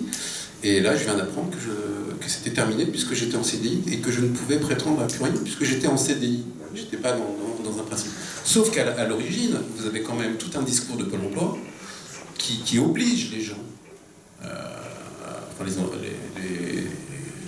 les entrepreneurs, à recruter en CDI. C'est ça. C'est-à-dire, grosso modo, sortir de la liste des demandeurs d'emploi, quoi, très simplement. Ça veut dire ça, quoi. Et en vous disant, mais non, ne vous inquiétez pas, vu votre âge, vu vos conditions, vous allez être prolongé, même peut-être jusqu'à la retraite, et voilà. Donc, il y a quand même ce discours qui est quand même un discours violent, quoi, qui dit, bon, allez, c'est bon pour vous, vous mettez en CDI, et puis vous l'aurez. Mais dans les faits, effectivement, c'est la fin d'un système. Donc, mais la manière dont c'est fait, je pense qu'il y a vraiment matière aujourd'hui à revenir là-dessus. Philippe, comment tu vois l'avenir de la table des matières ? Alors, l'avenir, nous, après 2 ans, je dirais, c'est court et c'est pas assez long. Hein. Donc, bon, alors, nous, on a un chiffre d'affaires qui est en progression de 15%. Voilà. Ce qui est plutôt très bien. Hein. Enfin, moi, je trouve ça assez positif. Surtout avec une politique tarifaire qui consiste à dire qu'on est moins cher que sur le net. Ça veut dire qu'aujourd'hui, les gens qui viennent acheter des livres chez nous ne peuvent pas dire qu'ils vont l'acheter sur Amazon ou ailleurs parce que c'est moins cher. Parce que c'est pas vrai. Parce que nous, tous les prix de nos livres sont croisés sur Internet. Donc voilà. Alors, comment je vois l'avenir ? Aujourd'hui, on est déjà, après 2 ans, dans une réflexion par rapport à ça. Enfin, l'exercice 2018 que je viens de clôturer, aujourd'hui, me pose cette question. Sachant qu'on est dans... Je dirais qu'on n'a pas vraiment pignon sur rue. Enfin, voilà, même s'il y a la moitié de la salle qui est venue, on a vraiment... C'est un problème d'affluence aujourd'hui. On a un problème de flux. Donc, soit, effectivement, on essaye, par la communication, par un ensemble de choses, de développer nos chiffres, hein, de développer notre chiffre d'affaires, pour être aussi autonome vis-à-vis des financeurs. Et ça va encore demander du temps. Ou soit aussi on crée, comme Sabine a fait, elle en parlera, une deuxième antenne de visibilité dans le 14e, pour 2 raisons principales. La première, c'est aussi le souci d'avoir une collecte permanente. Je dirais une matière première pour nous permanente. Plus on a de livres qui arrivent, plus nous on travaille beaucoup sur la sélection. Hein, c'est-à-dire qu'on vient tous du milieu du livre. Globalement, on sait ce qu'on vend. Donc, plus on a de choix, mieux c'est aussi pour la qualité de ce qu'on veut faire et de ce qu'on veut donner aux autres. Donc, soit on a effectivement cette possibilité de s'étendre. Alors, ce qu'il faut savoir aujourd'hui, c'est que par exemple, il y a un gros souci au niveau des locaux. Nous, on occupe un local, enfin moi je le répète parce que je trouve ça scandaleux, quoi. On a un local qui est tenu par un bailleur social. Et on a un loyer qui n'a rien de social. Enfin, je veux dire, nous on paye 1 600 € par mois pour 60 mètres carrés. Et c'est un bailleur social qui m'a demandé 5 000... et j'ai trouvé... 5 000 € d'avance à la prise de bail. Non, c'est mieux que ça. Et ça aussi je le dénonce. J'ai trouvé ce local sur Le Bon Coin, via un monsieur là, qui était VRP, là, enfin je sais pas comment on dit, agent commercial, là, et qui m'a demandé 5 000 € pour faire le lien entre le bailleur social. Voilà, donc j'ai versé une commission de 5 000 € à ce monsieur que j'ai vu 2 fois, qui m'a fait citer de... Mais c'est aussi ça, là, aujourd'hui, à la réalité. Et alors, je pense que dans les solutions, aujourd'hui, financières, elle est là aussi. Enfin, je veux dire, comment Karine Petit a essayé d'intercéder auprès du bailleur, sans succès. Je veux dire, les bailleurs aujourd'hui sociaux, ils ont quand même ils ont une latitude, franchement, assez grande par rapport à ça. Donc l'avenir, je le vois certainement par un début d'ouverture via la création d'une enseigne, d'un satellite. Plus, je ne sais pas, parce que on m'a fait des propositions aujourd'hui d'ouverture, mais sans budget, quoi. Enfin, je veux dire, donc il y a un moment, moi l'idée c'est quand même de garder ce lieu, rue de la Mécarton, de développer un peu son chiffre et puis surtout de conforter un peu son équilibre financier. Moi aujourd'hui j'en suis là principalement. Voilà. Merci Philippe. Sabine, Philippe a dévoilé qu'il y avait un deuxième lieu, une extension de la ressourcerie créative. C'est quoi l'avenir de la ressourcerie créative? Déjà celle des grands voisins pour toi, et puis ensuite on peut parler de ce deuxième lieu. Ok, alors je vais en parler, mais juste avant, je voudrais juste rajouter quelque chose à notre modèle, et dans le genre aberration. La ville de Paris paye par tonne d'encombrants déposés sur les trottoirs 740 €. C'est-à-dire que ça lui revient à 740 € la tonne. Et les ressourceries, on propose d'intervenir et par exemple, au lieu de faire l'incinérateur géant qui est en cours là, on leur avait fait toute une démonstration que si on maillait les ressourceries à hauteur de une ressourcerie tous les 20 000 habitants, on pouvait créer d'ici 2030 50 000 emplois. Et en fait, ils préfèrent continuer à payer 740 € la tonne pour incinérer à 30%, enfouir à 30%, recycler à, je sais pas, très peu, enfin bon bref, et jeter le reste, plutôt que de créer de l'emploi local. Voilà, donc en fait la situation elle est là. Donc après on peut s'interroger pourquoi. Et pourquoi? C'est parce que à qui profite cet argent? Donc cet argent profite aux très gros groupes industriels qui font officiellement du recyclage, mais qui officieusement font de l'incinération et de l'enfouissement. Et voilà. Donc tout le scandale il est là, c'est-à-dire qu'on met en exergue l'économie sociale et solidaire, mais en fait l'économie sociale et solidaire, je crois que c'est à peine 3% de notre économie. Et on ne nous donne absolument pas les moyens de changer le monde. Alors que, au lieu d'appeler ça économie sociale et solidaire, on pourrait appeler ça un peu économie consciente. Et du coup, je vous laisse, on pourrait appeler les autres des inconscients, quoi. Enfin, c'est parce que c'est incroyable, quoi. Nous, on peut créer de l'emploi local, on peut éviter la création de gaz à effet de serre, on peut créer du lien, on peut, tout ça. Et au final, on ne met que des bâtons dans les roues.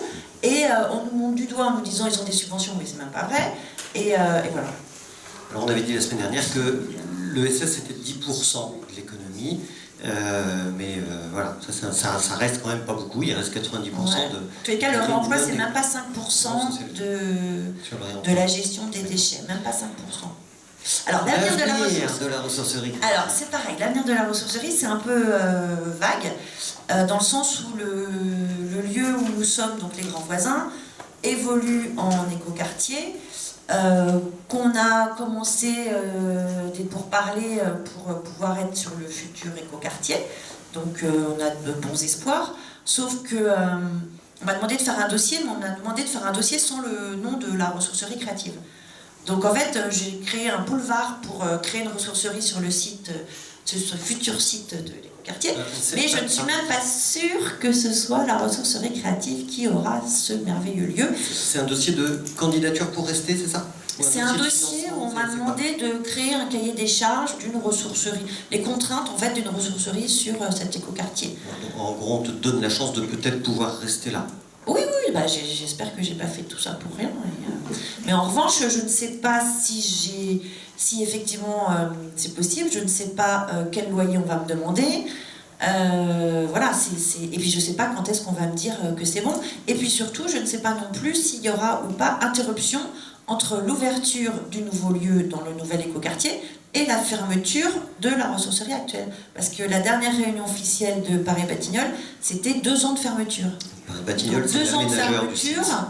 Je leur ai dit, mais 2 ans de fermeture, on fait quoi pendant 2 ans? Je mets tout le monde au chômage pendant 2 ans. Donc là, on m'a répondu qu'il fallait que je me tourne vers la mairie du 14e pour trouver un local. Bravo. Voilà. Okay, et sinon, pour parler voilà. de choses un peu plus positives, effectivement, La ressourcerie, elle est saine quand même. Et en fait, c'est une somme de rencontres, une somme de bonne volonté, etc. Et là, on a créé, depuis octobre, on a ouvert rue de l'Ouest, un restaurant qui s'appelle la Table de la Ressourcerie. Alors je dis on, mais c'est pas la ressourcerie en elle-même, c'est des bénévoles de la ressourcerie qui ont ouvert un restaurant. Donc c'est une association indépendante. La ressourcerie créative les a aidés financièrement à démarrer, les a aidés aussi à avoir le bail. Le bail, il est à notre nom, enfin bon, c'est un peu complexe, mais dans tous les cas, ça c'est un exemple. Et autre exemple, le premier salarié de la ressourcerie, donc Sergio, est en train de monter sa marque de création, est en train de monter sa marque de vêtements upcyclés et de petits mobiliers. Donc voilà, donc peut-être qu'un jour il volera de ses propres ailes aussi. Tu peux donner l'adresse précise rue de l'Ouest? 68 rue de l'Ouest. Le restaurant africain. Oui, c'est ça, ouais. Restaurant africain. Et il y a un petit espace à l'intérieur pour la ressourcerie créative. Enfin, c'était prévu au départ. C'est prévu, mais c'est pas encore mis en place. Donc il va y avoir des passerelles entre les deux ou pas? Les passerelles, c'est que c'est entièrement meublé par la ressourcerie créative. Enfin, oui, enfin. Après, l'idée, c'est de pouvoir faire aussi des ateliers de sensibilisation là-bas.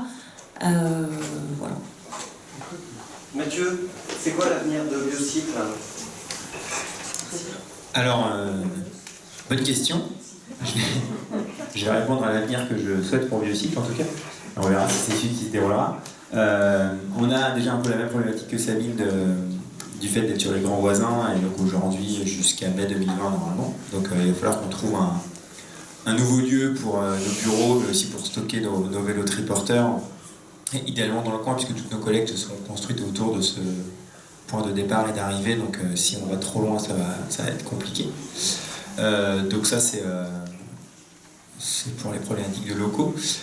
Mais sur l'activité, ce qu'on espère au niveau du développement, en fait, notre but c'est de nous développer sous forme de franchise, en fait, d'accompagner des collectivités autres que Paris, où le modèle Biocycle pourrait s'implanter, de les accompagner à faire un peu un audit des invendus sur leur territoire, les gisements d'invendus, les besoins d'aide alimentaire et éventuellement les autres formes de revalorisation de la nourriture, que ce soit l'alimentation animale, le compost, la méthanisation, peut-être une industrie de transformation en conserve ou confiture ou autre.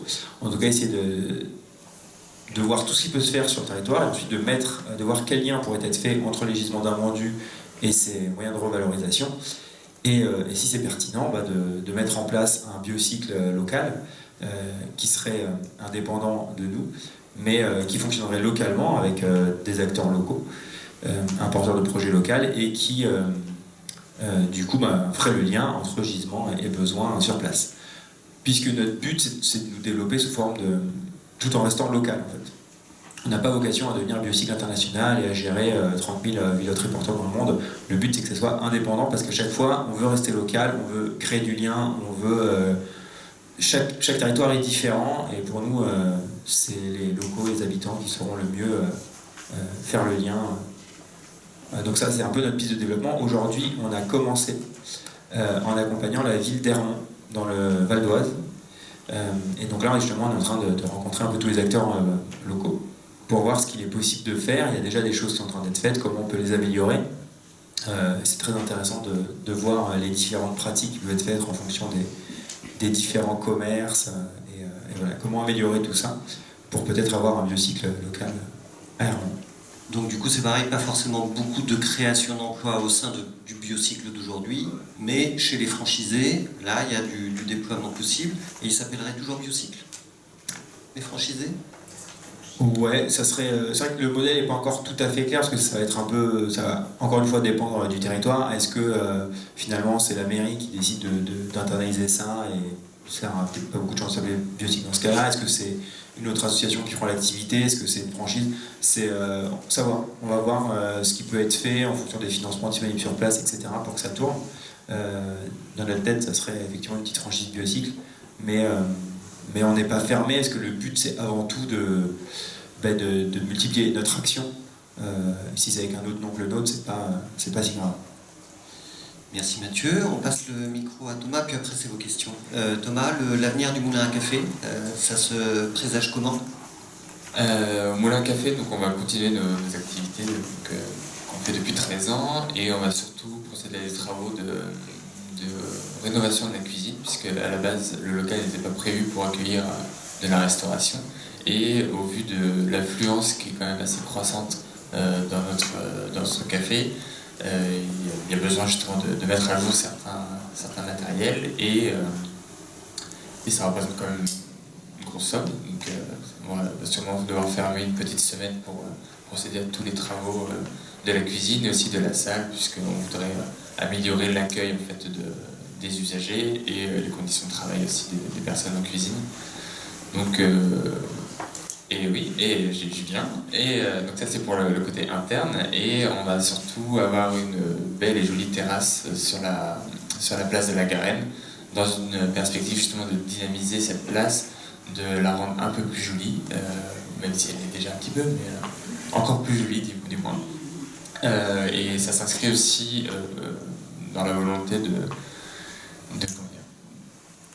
d'accompagner les personnes qui fréquentent cette place, puisqu'il y a beaucoup de nounous, de mamans, de jeunes aussi qui jouent sur la place. En fait, on voudrait leur proposer des assises par exemple. On voudrait mettre des coffres aussi sur la terrasse pour pouvoir mettre des produits de première nécessité, par exemple pour les sans-abri, pour des couvertures ou autres.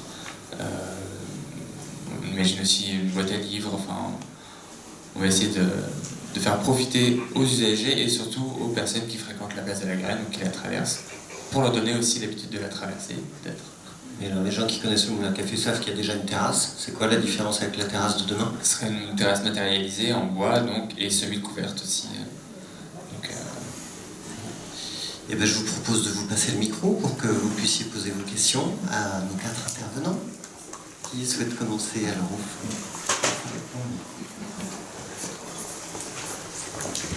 Vous pouvez donner votre prénom. Je m'appelle Janine, je pose la question à tout le monde. J'aimerais savoir quels sont vos modes de gouvernance des personnels, ou de gestion des personnels, je ne sais pas comment on dit. Est-ce que c'est un mode de gestion genre scope où chacun voit la gestion, ou est-ce que les salariés sont des salariés comme dans des entreprises privées ordinaires?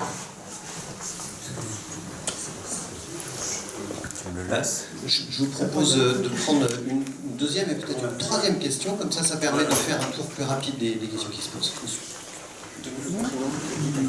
Michel Bert, merci pour vos interventions et merci pour nous avoir relaté vos expériences. Moi j'ai une question qui intéresse certainement, qui vous intéresse tous, mais que je pose plutôt à Biosite, pardon. Quelle est la garantie de qualité, en particulier pour les produits alimentaires. Mais d'une façon générale, ça peut être aussi une question sur la garantie des produits. Et une question pour la place des matières, qui est est-ce que vous prenez tous les livres et ceux que vous ne commercialisez pas, qu'en faites-vous? Et enfin, un dernier point, je vous recommande le restaurant associatif du 68 de la rue de l'Ouest. Et d'un accueil extraordinaire et de bonne qualité, naturellement, sur une carte qui est réduite, mais c'est un restaurant associatif. Merci. Merci à vous. Une troisième question ou pas? Commençons par ces deux-là.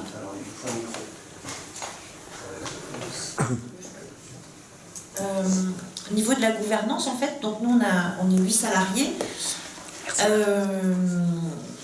On a un conseil d'administration, on a un président, on a un trésorier, on a des membres de la ressourcerie.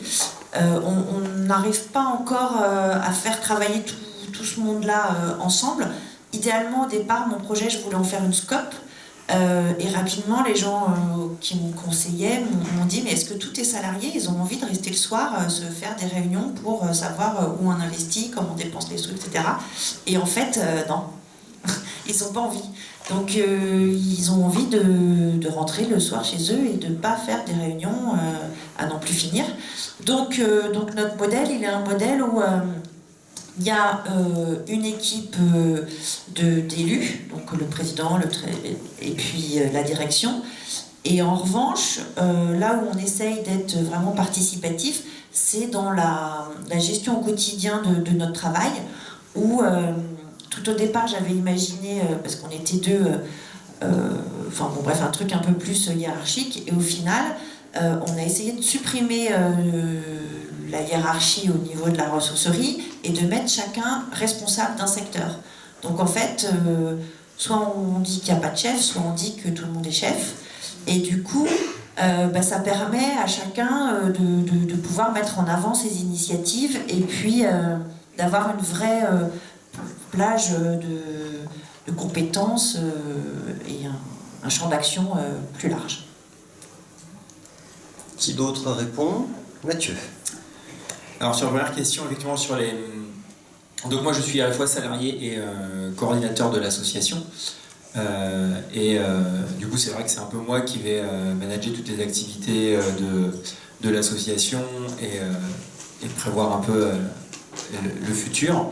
On a un conseil d'administration qui se réunit à peu près une fois tous les mois, mois et demi, où on va leur présenter tout ce qui s'est passé, ils vont nous conseiller, etc. Mais c'est vrai que au niveau de la prise de décision, ils s'en remettent de manière beaucoup à nous, parce que c'est nous qui sommes sur le terrain tous les jours, alors que eux, ils ont des métiers à côté, ils ne peuvent pas s'intéresser au jour le jour. Ce qui fait que dans les faits, c'est vrai que c'est beaucoup les salariés, donc à la fois moi, mais également mon collègue, et puis on se base aussi sur l'expérience des services civiques qui gèrent beaucoup la cycle de livraison et qu'on essaie d'investir au maximum dans leur mission et donc dans la prise de décision aussi. C'est comme ça que va se passer les prises de décision, avec une sorte de validation conseil du conseil d'administration. J'espère que ça répond à la question. Sur la deuxième question, sur la garantie pour les produits, nous, bon, déjà il y a un cadre législatif. Tous les produits avec une date qu'on appelle DLC, donc à consommer avant, ils ne peuvent pas être donnés au bénéficiaire final après la date indiquée. C'est-à-dire que si nous on la récupère le jour J, il faut que le jour J on puisse la donner à l'association, qui elle-même le jour J puisse le donner au bénéficiaire final. Nous, de toute manière, on s'est arrangé pour pouvoir travailler comme ça avec les associations. Voilà, légalement, on peut pas faire plus, enfin on peut pas donner après. Dans les faits, on pourrait le faire sur une bonne partie des produits, mais ça ne se fait pas. Sur les produits qu'on appelle à consommer de préférence avant, ou DDM pour date de durabilité minimum, puisqu'il y a toujours des acronymes qui veulent de moins en moins dire quelque chose. N'hésitez pas à bien regarder sur les produits, parce que d'ailleurs souvent ils font exprès de mettre la date loin on met date à consommer de préférence avant, voire sur, pour que ce soit pas à côté et qu'on ne sache pas si c'est à consommer de préférence ou pas. Et il y a des produits qui pourraient vous surprendre, je pense. Puisque certains yaourts, le beurre, le lait peuvent être, alors ça dépend aussi, des fois c'est de la date de limite de consommation, des fois c'est la date consommée de préférence avant, enfin bref, je m'égare. Mais ces produits-là peuvent être donnés 3 mois après leur date indiquée sur le paquet, ça c'est encore légal. Et alors ensuite, sur tout ce qui est fruits et légumes, c'est à l'appréciation des associations. Donc déjà, nous, on fait un premier tri quand on va dans les marchés, dans les restaurants, tous les produits qui vont être trop abîmés en fonction de l'utilisation aussi, parce que si c'est pour une association qui cuisine, ou si c'est pour une association qui donne tel quel, on va pas prendre les mêmes produits dans le même état. On fait un premier tri, et ensuite l'association est libre aussi de refuser les produits qu'elle veut, qu'elle souhaite. Aujourd'hui, on n'a jamais eu de soucis, et on a aussi en place un système d'astreinte téléphonique. Si jamais un jour il y a le retrait d'un produit qui doit être effectué, on a toute la chaîne de téléphone et de mail pour prévenir tout le monde. Voilà, et pour revenir aussi rapidement sur le restaurant de la table de la ressourcerie, parce qu'on n'a pas beaucoup parlé, mais dans le social, il y a aussi beaucoup de liens mais interassociatifs, et typiquement nous, on amène des invendus alimentaires à la table de la ressourcerie qui va cuisiner en partie à partir de ces invendus, et on a aussi beaucoup de liens avec toutes les associations. On a fait un apéro de nouvelle année au Moulin à Café. On travaille avec Sabine sur le site des Grands Voisins pour accueillir des entreprises et leur faire déjeuner solidaire. Donc, voilà, il y a plein de liens qui se fait aussi, et c'est aussi comme ça que fonctionne l'associatif, et c'est aussi comme ça qu'on se serre les coudes. Merci Mathieu. Rapidement, Philippe et Thomas sur la gouvernance. Nous, sur la gouvernance, un schéma classique associatif, à savoir un conseil d'administration, un bureau, et moi comme directeur avec des salariés, avec un lien de subordination.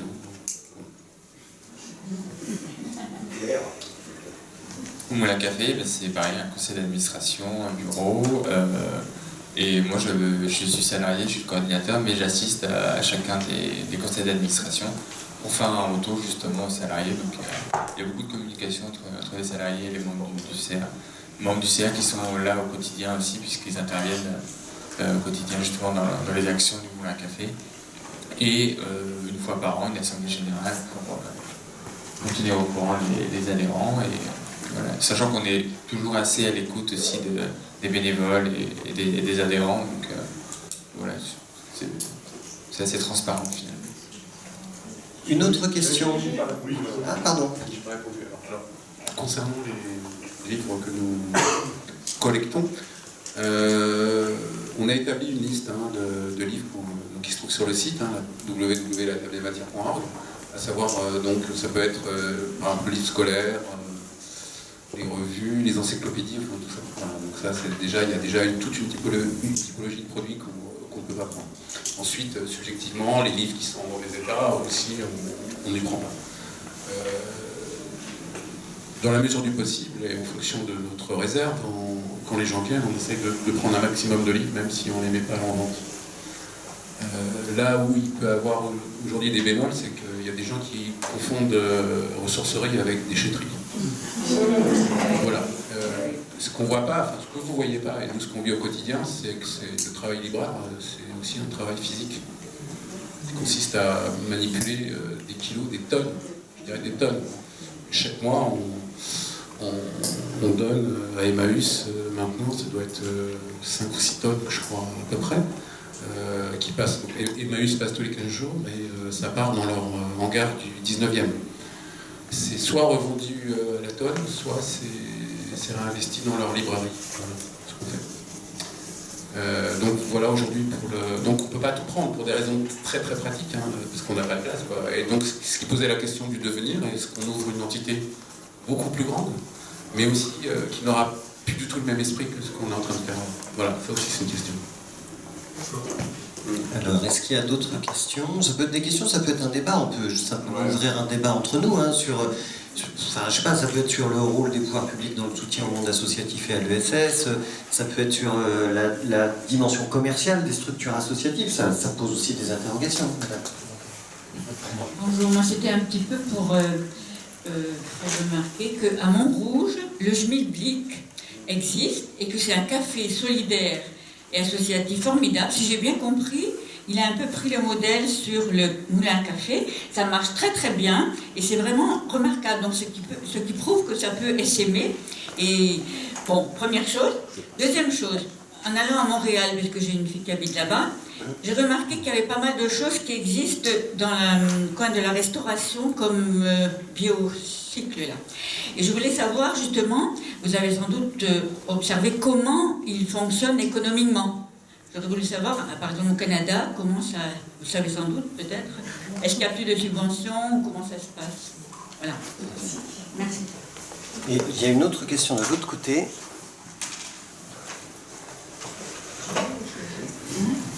Oui, merci. Ma question, à propos de la difficulté de gérer les emplois sans visibilité, les emplois d'insertion, les PEC, etc., dont vous avez parlé, est-ce que l'initiative Territoire Zéro Chômeur, elle est d'une aide ou pas? Est-ce que c'est du pipeau? Et je pose la question parce que il me semble qu'au niveau de Biocycle, vous en avez quand même tiré quelque chose. Et l'autre question qui est liée, c'est, on a l'impression que quand vous travaillez à votre avenir, est-ce que il est incertain en fait, et est-ce que le dispositif de regroupement des associations que vous êtes est un avenir qui s'impose, de la même manière qu'on observe que des startups finalement au final elles sont obligées de se regrouper et de grossir. Comme je vous ai entendu parler de grossir, est-ce que le regroupement d'associations que vous êtes, avec la complémentarité des activités, est une voie économique ou pas? Alors je propose qu'on commence par le Canada, ensuite par Montrouge, par Malakoff, pardon. Non, c'est Montrouge.